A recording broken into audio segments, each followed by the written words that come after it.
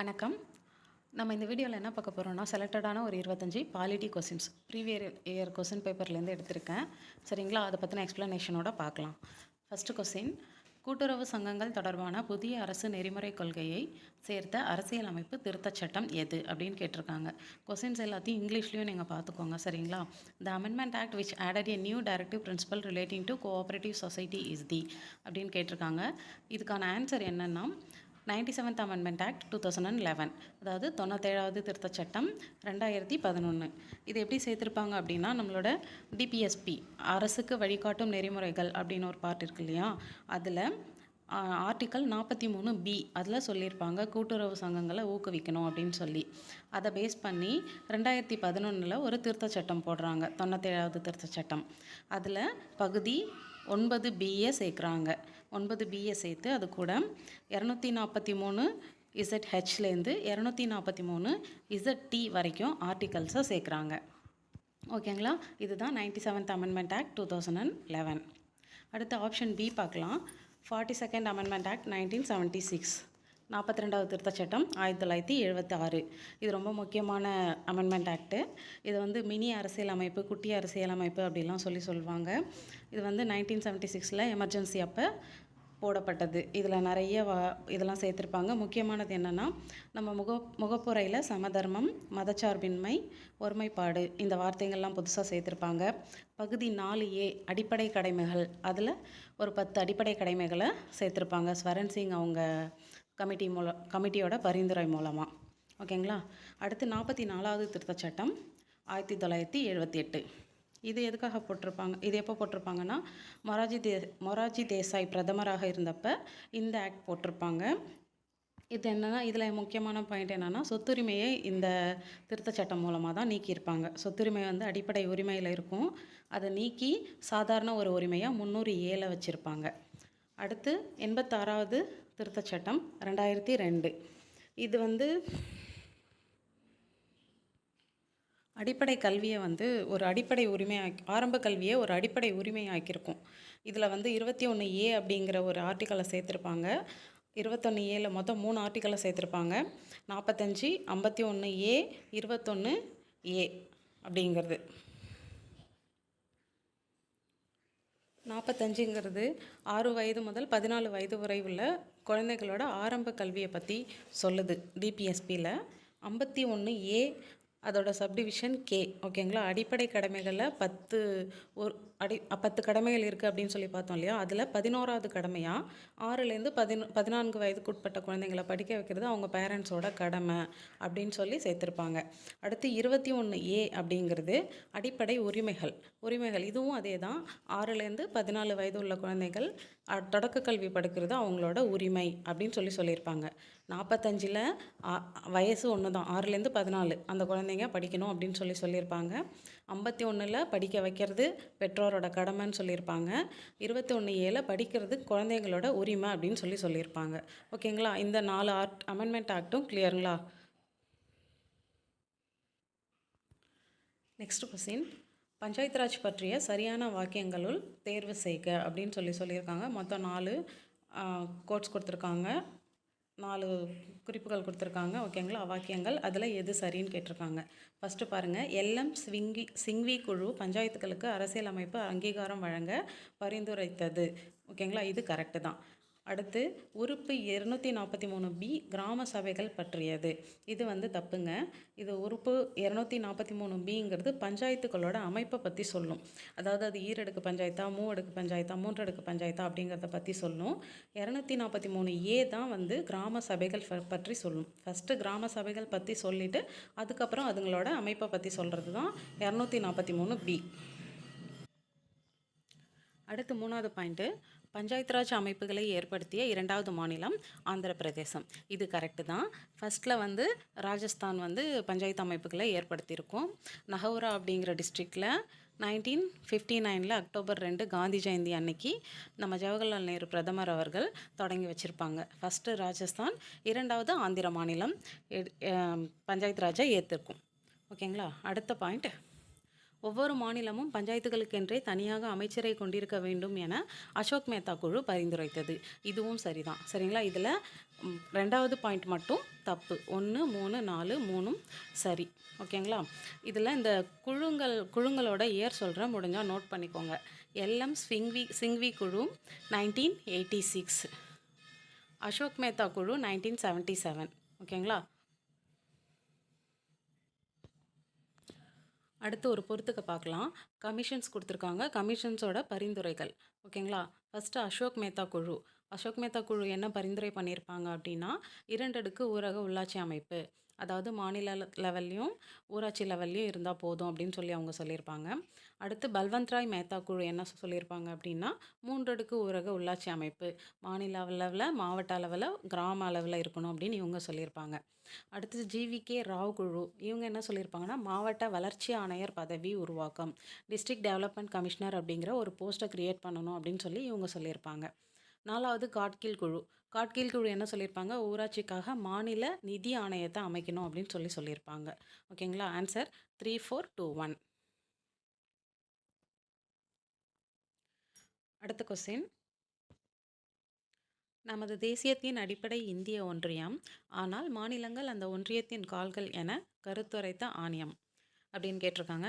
இங்கிலீஷில் பார்த்துக்கோங்க. Which commission observed the union of India which is the basis of our nationality but states are the limbs of the union அப்படின்னு சொன்ன ஆணையம் எது அப்படின்னு சொல்லி கேட்டிருக்காங்க. ஆன்சர் மாநில மறுசீரமைப்பு ஆணையம். ஓகேங்களா? இது வந்து 1953 ஜவஹர்லால் நேரு அவங்க ஆரம்பிச்சிருப்பாங்க. யாரோட தலைமையிலனா ஃபசல் அலி அப்படிங்கிறவங்க தலைமையில் இந்த குழு ஆரம்பிச்சிருப்பாங்க. எதுக்காக அப்படின்னா, ஃபஸ்ட்டு பொட்டி ஸ்ரீராமுலு அப்படிங்கிறவர் ஆந்திர மாநிலத்தை பிரிக்கணும்னு சொல்லிட்டு உண்ணாவிரதம் இருந்து இறந்துருவார். அவரோட கோரிக்கையின்படி 1953 அக்டோபர் 1 வந்து ஆந்திர மாநிலத்தை உருவாக்கியிருப்பாங்க. ஆந்திர மாநிலத்தை உருவாக்குனதுக்கு அப்புறமா நாடு முழுக்க வந்து இந்த மாதிரி எங்கள் மாநிலத்தையும் பிரித்து கொடுங்க, தெலுங்கு பேசுகிறவங்க, தமிழ் பேசுகிறவங்க எல்லாருமே எங்களை லாங்குவேஜ் படி பிரித்து கொடுங்க அப்படின்னு சொல்லி பிரச்சனை பண்ணுவாங்க. அதுக்காக நம்ம பிரதமர் ஜவஹர்லால் நேரு அவங்க இந்த குழு போட்டிருப்பாங்க. சரிங்களா? இதோட உறுப்பினர்கள் யாருன்னா, ஃபசல் அலி அப்படிங்கிறவர் தலைவராக இருப்பார். கேஎம் பணிக்கர், ஹெச்என் குன்ஸ்ரு அப்படிங்கிற 3 பேர் கொண்ட குழு. இதை ஃபசல் அலி குழு அப்படின்னும் சொல்லுவாங்க. இவங்களோட அறிக்கைப்படி தான் மாநில மறுசீரமைப்பு சட்டம் 1956 அந்த ஆக்டை போட்டிருப்பாங்க. ஓகேங்களா? அடுத்த கேள்வி. கல்வியானது மத்திய அரசின் கட்டுப்பாட்டில் இல்லை என்றாலும் வழிகாட்டுதலின்படி இருக்க வேண்டும் என்று குறிப்பிட்டவர். ஆன்சர் மௌலானா ஆசாத். ஓகேங்களா? இவர் பேர் வந்து அபுல் கலாம் ஆசாத்துங்கிறவர். இவர் வந்து வங்காளத்தை சேர்ந்த ஒரு விடுதலை போராட்ட வீரர். இவர் வந்து கல்வியில் ரொம்ப ஆர்வமாக இருந்தார். இவரோட 12 வயசுலேயே வந்து மற்றவங்களுக்கெல்லாம் பாடம் சொல்லி கொடுக்குற அளவுக்கு இவர் திறமையாக இருந்தாராமா. அதனால் மௌலானா அப்படின்னு சொல்லி அடைமொழி வச்சு இவரை கூப்பிட்ருக்காங்க. மௌலானா அப்படிங்கிறதுக்கு படித்தவர் அப்படின்னு பொருள். ஓகேங்களா? இவர் வந்து காந்தியோட முக்கிய சீடர்களில் ஒருத்தராக இருந்திருக்காங்க. அப்புறம் இவங்களை பற்றி பல்கலைக்கழக மானியக்குழு யூஜிசி இருக்கு இல்லையா, அதை வந்து 1953 இவர் தான் உருவாக்கியிருக்காரு. நவம்பர் 11 இவரோட பிறந்த நாள். இதை வந்து தேசிய கல்வி தினமாக இந்திய அரசாங்கம் கொண்டாடிக்கிட்டு இருக்குது. நவம்பர் 11 தேசிய கல்வி தினம். ஓகேங்களா? இவருக்கு வந்து பாரத ரத்னா கொடுத்துருக்காங்க 1992 இவர் இறந்ததுக்கு அப்புறமா. ஆனால் ஆக்சுவலாக இதுக்கு முன்னாடியே 1950 நேருவுக்கு கொடுத்தாங்க இல்லையா, அதுக்கப்புறம் இவருக்கு பாரத ரத்னா கொடுக்கறதுக்காக ரெக்கமெண்ட் பண்ணியிருக்காங்க. ஆனால் இவரும் வந்து பாரத ரத்னா தேர்வுக்குழுவில் இருந்திருக்காரு. ஆசாத் அவர்களும் வந்து தேர்வுக்குழுவில் இருந்திருக்காரு. அதனால் இவர் என்ன பண்ணிட்டாராமா, நானே தேர்வுக்குழுவில் இருக்கேன், எனக்கு நானே விருது கொடுத்துக்கிறதுல எனக்கு விருப்பம் இல்லை அப்படின்னு சொல்லி அவர் மறுத்துட்டாராம். அதனால் அவர் இறந்ததுக்கு அப்புறமா அவருக்கு கொடுத்துருக்காங்க. ஓகேங்களா? அடுத்த கொஸ்டின். உச்சநீதிமன்றத்திற்கு தனது தீர்ப்புகளையும் உத்தரவுகளையும் மறு ஆய்வு செய்யும் அதிகாரம் உண்டு என கூறும் ஆர்டிக்கல். ஓகேங்களா? இது ஆர்டிக்கல் 137. ஆர்டிக்கல் 124 147 வரைக்கும் உச்சநீதிமன்றத்தை பற்றி சொல்லுது. சரிங்களா? இதில் ஆர்டிக்கல் 137 என்ன சொல்லுதுன்னா, உச்சநீதிமன்றம் ஒரு தீர்ப்பு கொடுத்துருச்சு, அந்த தீர்ப்பை திரும்ப ஆய்வு செய்கிறதுக்கு அதுக்கு அதிகாரம் உண்டு அப்படின்னு சொல்லியிருக்கு. ஓகேங்களா? அடுத்த ஆர்டிக்கல் 139. இது என்ன சொல்லுது, நீதி பேராணைகள் வழங்குறாங்க இல்லையா, நீதி பேராணைகள் வழங்க உச்சநீதிமன்றத்துக்கு இந்த ஆர்டிக்கல் அதிகாரம் கொடுக்குது. அடுத்து ஆர்டிக்கல் 141. 141 என்ன சொல்லுதுன்னா, உச்சநீதிமன்றம் ஒரு தீர்ப்பு சொல்லிடுச்சுன்னா, அந்த தீர்ப்பு வந்து மத்த எல்லா மாநில உயர்நீதிமன்றங்களையும் கட்டுப்படுத்தும். அந்த உயர்நீதிமன்றங்கள் அந்த தீர்ப்புக்கு கட்டுப்பட்டது அப்படின்னு சொல்லுது. ஓகேங்களா? அடுத்த ஆர்டிக்கல் 143. 143 என்ன சொல்லுதுன்னா, குடியரசுத் தலைவருக்கு உச்சநீதிமன்றம் ஆலோசனை வழங்கும் அப்படின்னு சொல்லுது. சரிங்களா? அடுத்த கொஸ்டின். கீழே கொடுக்கப்பட்டுள்ள உயர்நீதிமன்றங்கள் எது அல்லது எவை அதன் மாநில தலைநகரில் அமையவில்லை அப்படின்னு கேட்டிருக்காங்க. மொத்தம் 4 கொடுத்துருக்காங்க. Gujarat high court, Kerala high court, Himachal Pradesh high court and Meghalaya high court. இதில் குஜராத்தும் கேரளாவிலையும் வந்து அதோட கேபிட்டலில் வந்து, அதாவது குஜராத் கேபிட்டல்லையும் கேரளா கேபிட்டல்லையும் அதோட ஹைகோர்ட் கிடையாது. மீதி எல்லா மாநிலங்கள்லையும் அதோட கேபிட்டலில் தான் வந்து ஹைகோர்ட் இருக்கும். ஓகேங்களா? குஜராத் ஹைகோர்ட் வந்து எங்கே இருக்குன்னா அகமதாபாத்தில் இருக்குது. சரிங்களா? இது வந்து 1960 அகமதாபாத்தில் ஹைகோர்ட் கட்டியிருப்பாங்க. 1970 தான் வந்து காந்தி நகர், குஜராத்தோட கேபிட்டல் என்னென்னா காந்தி நகர். காந்தி நகருங்கிறது வந்து 1970 தான் உருவாகியிருக்கும் அந்த நகரமே. ஓகேங்களா? ஸோ 1960 வந்து அகமதாபாத்தில் உயர்நீதிமன்றம் குஜராத்துக்கு நம்ம ஆந்திரா பிரித்து கொடுத்தாங்க இல்லையா? 1953 ஆந்திரா பிரிச்சிருப்பாங்க. அடுத்த 1956 குஜராத்தை பிரிச்சிருவாங்க. ஓகேங்களா? குஜராத்தை பிரித்ததுனால 1960 அங்கே வந்து உயர்நீதிமன்றம் இருக்கும் அகமதாபாத். அதுக்கப்புறம் கேபிட்டலில் 1970 மாற்றுவாங்க. ஆனால் உயர்நீதிமன்றத்தை மாற்ற மாட்டாங்க. அது இப்போ வரைக்கும் அகமதாபாத்தில் தான் இருக்குது. சரிங்களா? அடுத்து கேரளா ஹைகோர்ட் வந்து எர்ணாகுளத்தில் இருக்குது. சரிங்களா? கேரளாவோட கேபிட்டல் வந்து திருவனந்தபுரம். ஆனால் ஹைகோர்ட் எங்கே இருக்குது அப்படின்னா எர்ணாகுளத்தில் இருக்குது. இது என்னென்னா 1949 வந்து செயல்பட்டுக்கிட்டு இருக்குது. திருவனந்தபுரம் வந்து 1956 தான் வந்து கேபிட்டலாக மாறியிருக்கும். அதனால் இதை ஷிஃப்ட் பண்ண வேணாம் அப்படின்னு சொல்லிட்டு எர்ணாகுளத்துலேருந்தே அது வந்து செயல்பட்டுட்டு இருக்குது. சரிங்களா? இப்போ குஜராத் உயர்நீதிமன்றம் எங்கே இருக்குது அப்படின்னு கேட்டால் அகமதாபாத். அதோட கேபிட்டல் தலைநகரம் எதுன்னு கேட்டால் காந்தி நகர். கேரளா உயர்நீதிமன்றம் எங்கே இருக்குது அப்படின்னு கேட்டால் எர்ணாகுளம். அதோட தலைநகரம் திருவனந்தபுரம். சரிங்களா? அடுத்த 2 ஆப்ஷனையும் பார்த்துடலாம். இமாச்சல பிரதேச உயர்நீதிமன்றம் எங்கே இருக்குது அப்படின்னா சிம்லாவில் இருக்குது. ஓகேங்களா? சிம்லா தான் ஹிமாச்சல் பிரதேஷோட கேபிட்டல் சிட்டி. அடுத்து மேகாலயாவோட உயர்நீதிமன்றம் எங்கே இருக்குன்னா ஷில்லாங். ஷில்லாங்கிறது மேகாலயாவோட கேபிட்டல் சிட்டி, அங்கே தான் இருக்குது. ஓகேங்களா? இதுக்கான ஆன்சர் 1 மற்றும் 2. அடுத்த கொஸ்டின். இந்திய அரசியலமைப்பின் முகப்புரையை பற்றிய தவறான கூற்றினை காண்க அப்படின்னு கொடுத்துருக்காங்க. மொத்தம் 4 கூற்று கொடுத்துருக்காங்க. என்னன்னு பார்க்கலாம். ஃபஸ்ட்டு, 1976 ஆண்டு முகப்புரை திருத்தம் செய்யப்பட்டது. ஆமாம், இது கரெக்ட் தான் இல்லையா? நம்ம இப்போ தான் பார்த்தோம். 1976 42வது சட்ட திருத்தத்தின்படி ஒரே ஒரு டைம் தான் திருத்தியிருக்காங்க. எப்போன்னு கேட்டால் 1976 42வது அமெண்ட்மெண்ட் ஆக்ட், அதாவது மினி அரசியல் அமைப்பு. ஓகேங்களா? இது மூலமாக முகவரையில் சமதர்மம், மதச்சார்பின்மை மற்றும் ஒருமைப்பாடு அப்படிங்கிற 3 வார்த்தைகளை சேர்த்தாங்க. ஓகேங்களா? அடுத்து, முகப்புரை அரசியல் அமைப்பின் நோக்கத்தை விளக்குகிறது. இதுவும் சரிதான். ஓகேங்களா? முகப்புரைங்கிறது தான் வந்து நம்ம கான்ஸ்டியூஷனோட இன்ட்ரொடக்ஷனுங்கிறது கண்டென்ட் பேஜ் அந்த மாதிரி. ஓகேங்களா? இதை வந்து 1946 டிசம்பர் 13 ஜவஹர்லால் நேரு அவங்க முன்மொழிஞ்ச நோக்க தீர்மானங்கள். ஓகேங்களா? அந்த தீர்மானத்தை தான் வந்து 1947 ஜனவரி 22 முகவரையாக ஏற்றுப்பாங்க. ஓகே. அடுத்த பாயிண்ட்டு, நீதிமன்றத்தால் நடைமுறைப்படுத்த உட்படுத்தக்கூடியதாகும் அப்படின்னு சொல்லியிருக்காங்க. இது வந்து தப்பு. ஏன்னா முகவுரை பகுதி வந்து நீதி புனராய்வுக்கு அப்பாற்பட்டது. அதனால் நீதிமன்றத்தின் மூலம் முகவுரைக்கு தீர்வு காண கண்டிப்பாக முடியாது. ஆனால் ஏதாவது கருத்து வேறுபாடு, ஐயங்கள் எழும்போது உச்சநீதிமன்றம் ஆலோசனை கொடுக்கும். ஓகேங்களா? அடுத்த 4வது பாயிண்ட்டு, அரசியல் அமைப்பின் ஆதாரங்களை சுட்டி காட்டுகிறது. இதுவும் கரெக்டு தான். அடுத்த கொஸ்டின், பொதுவாக இந்திய அரசியல் அமைப்பு சட்டத்தின் அடிப்படை உரிமைகள் என்பது என்ன அப்படின்னு கேட்டிருக்காங்க. அடிப்படை உரிமைகள்னால் என்ன அப்படின்னு கேட்டிருக்காங்க. ஓகேங்களா? ஃபர்ஸ்ட் பாயிண்ட் பாருங்க, குடிமக்களுக்கு வழங்கப்பட்ட உரிமைகள்.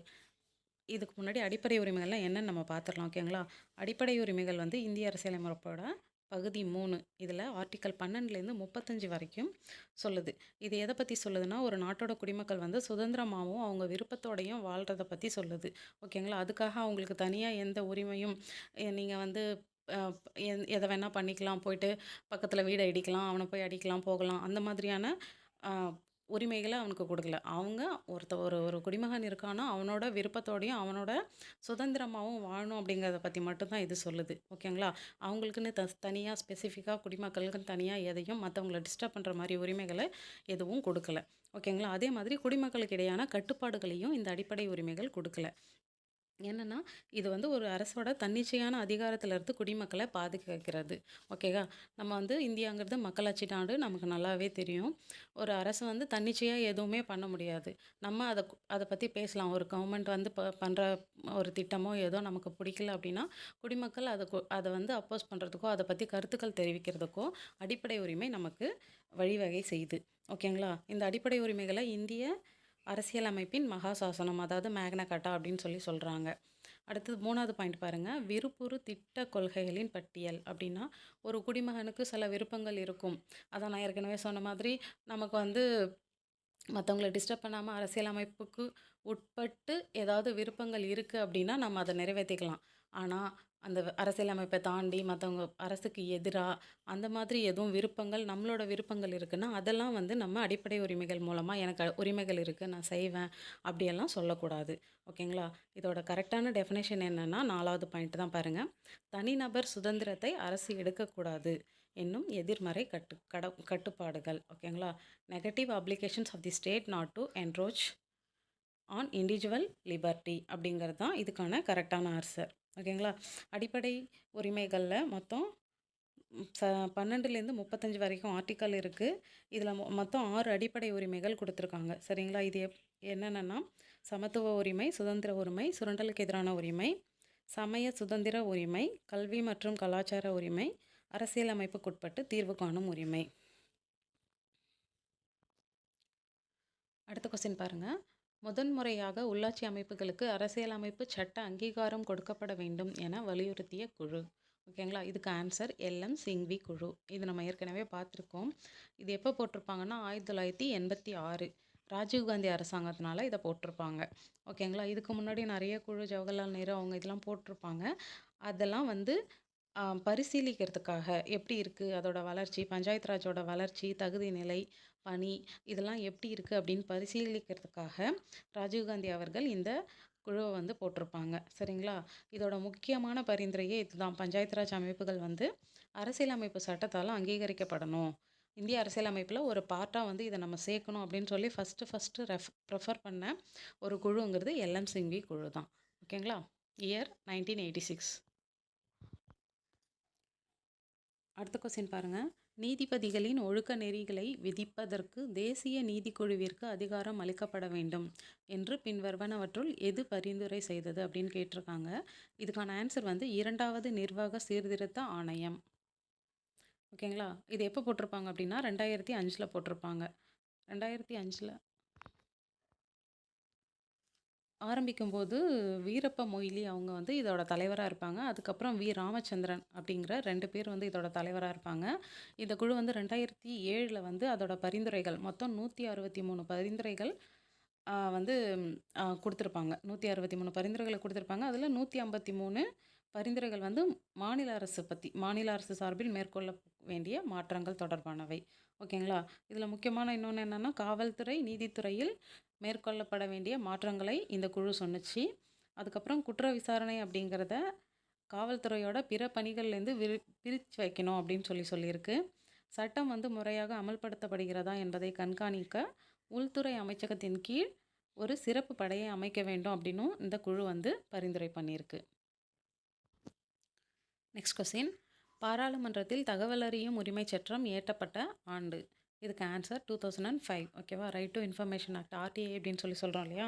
2005 ஜூன் 22 இதை வந்து பாராளுமன்றத்தில் ஏற்றிருக்காங்க. எப்போ நடைமுறைக்கு வந்துச்சுன்னா அக்டோபர் 12, 2005. ஓகேங்களா? அதே வருஷம் அக்டோபர் 12ஆம் தேதி இது வந்து நடைமுறைக்கு வந்திருக்கு. அடுத்த கொஸ்டின் பாருங்கள்.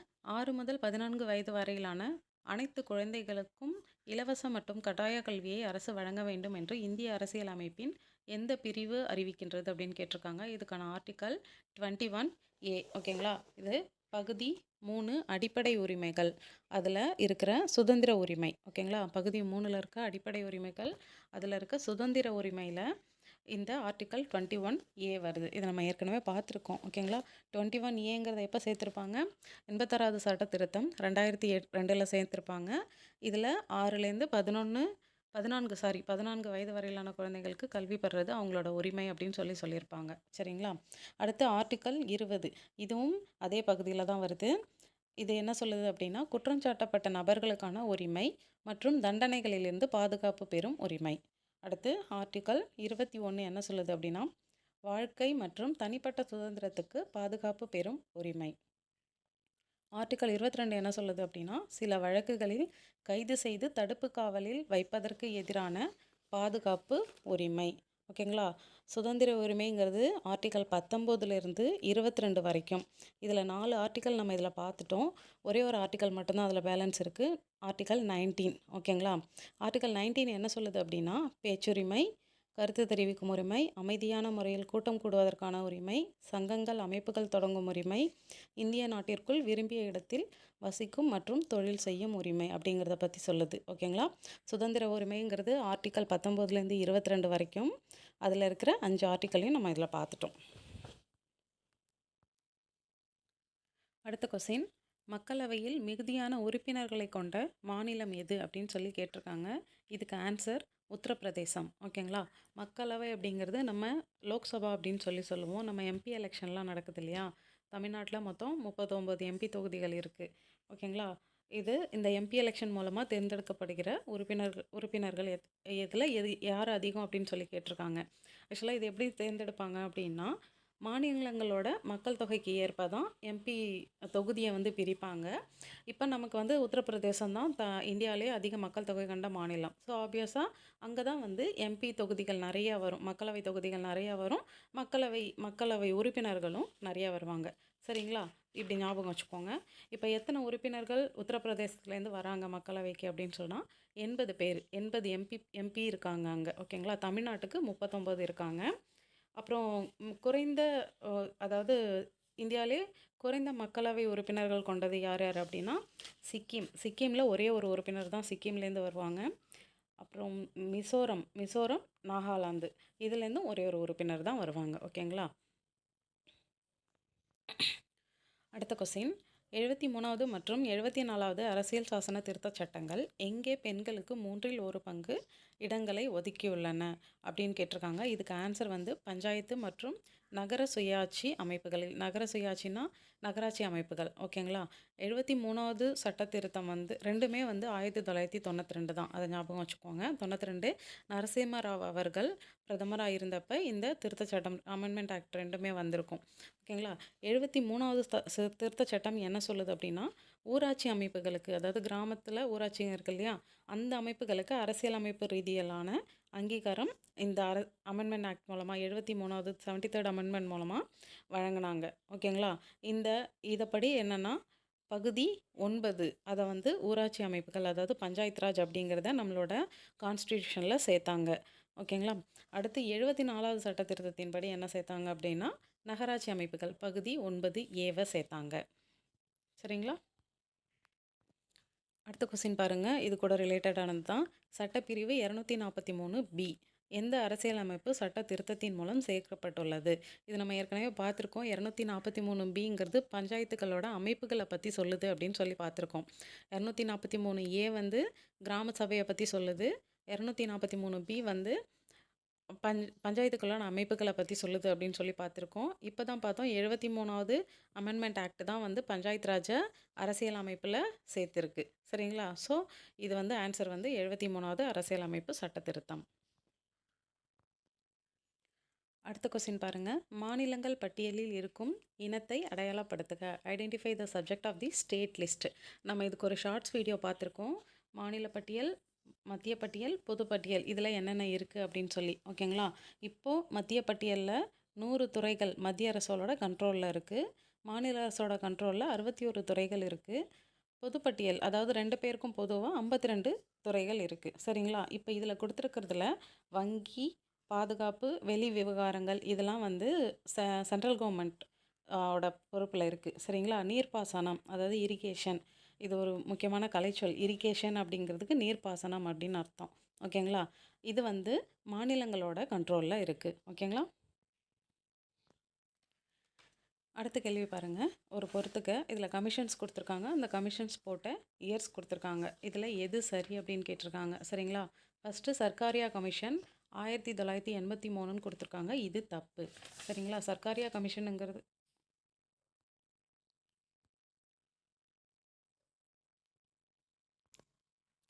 சாரிங்க.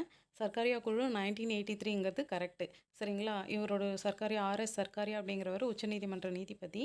இது வந்து சென்ட்ரல் கவர்மெண்ட் போட்டிருக்கும் இந்த கமிஷனை. எதுக்காக அப்படின்னா மத்திய மாநில அரசுகளோட உறவினை ஆராயறதுக்காக 1983ல் போட்டிருப்பாங்க. சரிங்களா? ராஜமன்னார் குழு தான் தப்பு. நான் அதை தான் மாற்றி சொல்லிட்டேன். சாரி. ஓகேங்களா? ராஜமன்னார் குழு எப்போ போட்டிருப்பாங்கன்னா 1969ல் போட்டிருப்பாங்க. இதை வந்து நம்ம தமிழ்நாடு கவர்மெண்ட் போட்டிருக்கோம். ஓகேங்களா? இதுவும் எதுக்காகனா மத்திய மாநில அரசு உறவுகளை ஆராயறதுக்காக தான். அடுத்து புன்ஷி குழுவும் வந்து மத்திய மாநில மத்திய மாநில அரசுகளின் உறவினை ஆராய தான் மத்திய அரசால் சென்ட்ரல் கவர்மெண்ட் போட்டிருப்பாங்க. எப்போ அப்படின்னா 2007 ஏப்ரல் 27. இது சரி. சரிங்களா? அடுத்து வெங்கடச்செல்லையா குழுங்கிறது வந்து 2000ல் போட்டிருப்பாங்க. இது எதுக்காக அப்படின்னா 1950ல் நம்ம அரசியல் அமைப்பை நடைமுறைப்படுத்தியிருப்பாங்க இல்லையா? அரசியலமைப்பு நடைமுறைக்கு வந்ததுக்கப்புறம் 50 வருஷத்துக்கு அப்புறம் அதை பற்றி ஆராயணும் அப்படின்னு சொல்லி அப்போவே சொல்லி வச்சுருப்பாங்க. அதனால் வெங்கட செல்லையானி இவரோட ஃபுல் பேர் என்னென்னா நாராயணராவ் வெங்கட செல்லையா அப்படிங்கிற இவர் தலைமையில் சென்ட்ரல் கவர்மெண்ட் ஒரு குழு ஏற்படுத்தியிருப்பாங்க. சரிங்களா? ஆனால் அது எப்போன்னா 2000ல் ஏற்படுத்தியிருப்பாங்க. 1950லேருந்து 50 வருஷம் கழிச்சு அப்படின்னா 2000 தான் வரும். 2002 வராது. இது தப்பு. சரிங்களா? ராஜமன்னார் குழு 1969, வெங்கடசரலையா குழு 2000. இதில் ஆன்சர் 1. சர்க்காரியா கமிஷனும் புன்ஷி குழுவும் கரெக்டு. அடுத்த கொஸ்டின் பாருங்கள். இந்திய அரசியல் அமைப்பில் உறுப்பு 31A எந்த சட்டத்திருத்தத்தின் மூலம் நீக்கப்பட்டு அது உறுப்பு 300A ஆக சேர்க்கப்பட்டுள்ளது? இது நம்ம ஏற்கனவே பார்த்தது தான். 44வது சட்டத்திருத்தம் 1978ல் மொரார்ஜி தேசாய் அவர்கள் பிரதமராக இருந்தப்போ கொண்டு வந்திருப்பாங்க. இதில் அடிப்படை உரிமைகள் 31Aங்கிறது அடிப்படை உரிமைகளில் சொத்துரிமை இருக்கும். அதை நீக்கி 300Aல ஒரு சாதாரண உரிமையாக சேர்த்துருப்பாங்க. சரிங்களா? இதில் 43வது சட்டத்திருத்தம் பாருங்கள். இது வந்து 1977ல் போட்டிருப்பாங்க. 76ல் எமர்ஜென்சி இருக்கும் இல்லையா? அதுக்கப்புறம் 77ல் போட்டிருப்பாங்க. இதில் வந்து எப்படின்னா உச்சநீதிமன்றம் மற்றும் உயர்நீதிமன்றங்கள் நீதித்துறையின் மறு ஆய்வு மற்றும் நீதி பேராணைகளின் மூலம் தனது அதிகாரங்களை மீட்டெடுக்கின்றன அப்படின்னு சொல்கிறாங்க இந்த அமெண்ட்மெண்ட் ஆக்டில். ஓகேங்களா? 42வது சட்டத்திருத்தம் நம்ம நிறைய பார்த்துட்டோம். அதனால் அடுத்து 45 பார்க்கலாம். 45வது சட்டத்திருத்தம் எப்போன்னா 1980. ஓகேங்களா? இதில் எதுக்காக இதை போட்டிருப்பாங்க அப்படின்னா பட்டியலினத்தவர் மற்றும் பழங்குடியினர்களோட இடஒதுக்கீடை விரிவுபடுத்துறதுக்காக இதை போட்டிருப்பாங்க. ஓகேவா? அடுத்த கொஸ்டின் பாருங்கள். 74வது அரசமைப்பு திருத்த சட்டத்தின்படி நகராட்சியின் அதிகாரமும் பொறுப்பும் இடம்பெற்றுள்ள அட்டவணை எது அப்படின்னு சொல்லி கேட்டிருக்காங்க. இது வந்து 12th ஷெட்யூல். ஓகேவா? இப்போ தானே நம்ம பார்த்தோம். 74வது சட்டத்திருத்தம் 1992ல் பகுதி 9A சேர்த்துருப்பாங்க நகராட்சியை பற்றி. அது எதில் இருக்கும் அப்படின்னா 12வது அட்டவணையில்.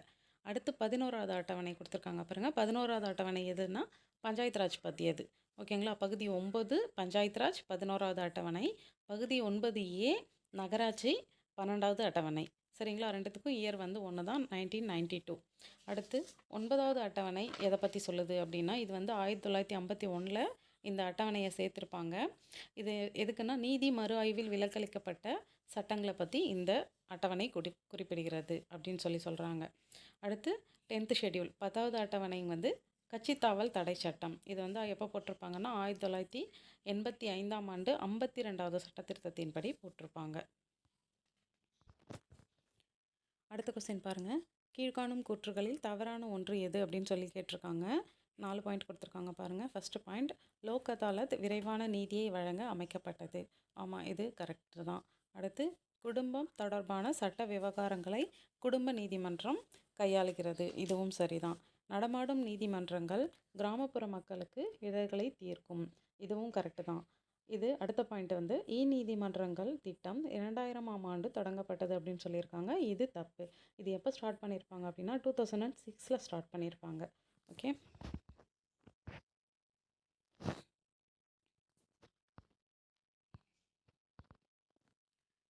அடுத்த கொஸ்டின் பாருங்கள். இந்திய அரசியல் அமைப்பின் எந்த உறுப்பின்படி தேசிய அவசர நிலை அறிவிக்கப்படுகிறது அப்படின்னு சொல்லி கேட்டிருக்காங்க. இது ரொம்ப ஃபேமஸான கொஸ்டின். First one article 352. 352ங்கிறது நேஷ்னல் லெவல் தேசிய நெருக்கடி நிலை பிரகடனம். ஓகேங்களா? இந்த ஆர்டிக்கலை யூஸ் பண்ணி தான் இந்திரா காந்தி அவங்க தேசிய நெருக்கடி நிலையை பிரகடனப்படுத்தியிருப்பாங்க. ஓகேங்களா? அடுத்து 356 அப்படிங்கிறது மாநில நெருக்கடி நிலை பிரகடனம். அதாவது நம்ம தமிழ்நாட்டுக்குள்ளே, கேரளாக்குள்ளே, அதுக்குள்ளே வந்து நெருக்கடி நிலை அப்படின்னா இந்த ஆர்டிக்கலை யூஸ் பண்ணி போட்டுக்கலாம். அதை அடுத்து 360ங்கிறது நிதி நெருக்கடி நிலை. நிதி அதாவது அமௌண்ட்டு பண நெருக்கடியில் இந்தியா சிக்கிடுச்சுன்னா இந்த ஆர்டிக்கலை யூஸ் பண்ணி நெருக்கடி நிலையை இது பண்ணலாம். அடுத்து ஆர்டிக்கல் 368. இது பாருங்கள், முன்னாடி பார்த்த மூணுமே பகுதி 18ல் வரும். நெருக்கடி கால சட்டமுறைகள் அப்படிங்கிற பகுதி 18. இந்த ஆர்டிக்கல் 368 இருக்கு இல்லையா, இது வந்து எந்த பகுதியில் வரும்னா 20ல் வரும். இது வரைக்கும் நம்ம அமெண்ட்மெண்ட், சட்ட திருத்தம் அதெல்லாம் பார்க்குறோம் இல்லையா, அதுக்கான ஒரே ஒரு ஆர்டிக்கல் இது தான். இது ரொம்ப ரொம்ப முக்கியம். இது நல்லா பார்த்துக்கோங்க. 368 பகுதி 20 என்ன சொல்லுது அப்படின்னா, அரசியலமைப்பு சட்டத்தை திருத்தவும் அதற்கான நடைமுறைகளை வகுக்கவும் பாராளுமன்றத்திற்குள்ள அதிகாரம் பற்றி இந்த ஆர்டிக்கல் சொல்லுது. 368. அடுத்த கொஸ்டின் பாருங்கள். எந்த உறுப்பின்படி நாடாளுமன்ற உறுப்பினர் எவரேனும் இந்தி மற்றும் ஆங்கிலம் தெரியாதவராக இருப்பின் அவர் தனது தாய்மொழியில் உரையாற்ற அவைத்தலைவர் அனுமதிக்கலாம். எந்த ஆர்டிக்கல் இதை சொல்லுது அப்படின்னு கேட்டிருக்காங்க. ஆர்டிக்கல் 120. ஓகேங்களா? நமக்கு வந்து இந்திங்கிறது அஃபிஷியல் லாங்குவேஜ். ஹிந்தி தெரியலனா இங்கிலீஷில் பேசணும் நாடாளுமன்றத்தில். சப்போஸ் இது ரெண்டுமே தெரியலனா அவங்களோட மதர் டங், அவங்களோட தாய்மொழியில் பேசலாம் அப்படின்னு ஆர்டிக்கல் 120 சொல்லுது. ஓகேங்களா? அடுத்து 121 எதை சொல்லுதுன்னா, பாராளுமன்றத்தில் விவாதம் மீதான தடை. இதை வந்து 121 சொல்லுது. 112 எதை பற்றி சொல்லுதுன்னா, ஆண்டு நிதிநிலை அறிக்கை, பட்ஜெட் சொல்கிறோம் இல்லையா, அதை பற்றி சொல்கிறது ஆர்டிக்கல் 112. ஆர்டிக்கல் 211 எதை பற்றி சொல்லுதுன்னா, பாராளுமன்றத்தில் உயர் நீதிமன்ற நடவடிக்கைகளை பற்றி பேசக்கூடாது. மாநில சட்டமன்றத்தில் நீதிமன்ற நடவடிக்கைகளை பற்றி பேசக்கூடாது அப்படின்னு சொல்லி ஆர்டிக்கல் 211 சொல்லுது. இது பாருங்கள், அடுத்த கொஸ்டின். ஒரு அசஷன் அண்ட் ரீசன் கொடுத்துருக்காங்க. கூற்று என்னென்னா, இந்தியா ஒரு மதச்சார்பற்ற நாடு ஆகும். இது நமக்கு நல்லா தெரிஞ்சது தான். இந்தியாவில் எல்லா மதத்தை சேர்ந்தவங்களும் இருக்காங்க. அதனால் இந்தியா எந்த மதத்தையும் சேர்ந்த நாடு கிடையாது. மதச்சார்புள்ள நாடு அப்படின்னா வாட்டிக்கன் இருக்கு இல்லையா, அது வந்து ஒரு கிறிஸ்டியானிட்டியை ஃபாலோ பண்ணுற நாடு. ஓகே. அதுக்கப்புறம் துபாய், கல்ஃப் கண்ட்ரீஸ்லாம் இருக்குல்ல, அவங்கெல்லாம் வந்து முஸ்லீம்ஸு, பாகிஸ்தான் இதெல்லாம் வந்து முஸ்லீம்ஸை ஃபாலோ பண்ணுற நாடு. அந்த மாதிரி இல்லாமல் இந்தியா வந்து எல்லா மதத்தினருக்குமான நாடாக தான் இருக்குது. அடுத்து, இந்தியா பல மதங்களின் தாயகமாகவும் பல மதங்களின் புகலிடமாகவும் விளங்குகிறது அப்படின்னு சொல்லியிருக்காங்க. இது ரெண்டுமே ரைட்டு தான். அடுத்த கொஸ்டின் பாருங்கள். ஜனாதிபதி மாளிகைக்கும் இந்தியா கேட்டிற்கும் இடைப்பட்ட சாலை, அதாவது ராஜபாதை டேஷ் என்று பெயர் மாற்றப்பட்டது. இது என்னென்னா கர்த்தவ்ய பாதை அப்படின்னு சொல்லி பேரை மாற்றிருக்காங்க. ஜனாதிபதி மாளிகை, குடியரசுத் தலைவர் வீட்டுக்கும் இந்தியா கேட்டுக்கும் இடையில் உள்ள டெல்லியில் இருக்குது. இதை வந்து ராஜபாதை அப்படின்னு சொல்லி முன்னாடி சொல்லிகிட்டு இருந்தாங்க. இப்போது 2022ல் இந்த ரோட்டுக்கு பேர் கர்த்தவ்ய பாதை அப்படின்னு சொல்லி மாற்றிருக்காங்க. ஓகே ஃப்ரெண்ட்ஸ், 25 கொஸ்டின் முடிஞ்சிருச்சு. என்னால் முடிஞ்ச வரைக்கும் நான் கிளியராக எக்ஸ்பிளைன் பண்ணியிருக்கேன்னு நினைக்கிறேன். எப்படி இருந்துச்சுன்னு கமெண்ட்ஸில் சொல்லுங்கள். வேறு ஏதாவது வீடியோ தேவை அப்படின்னா கமெண்ட் பண்ணுங்கள். தேங்க்யூ. சப்ஸ்கிரைப் பண்ணுங்கள் ப்ளீஸ். தேங்க்யூ.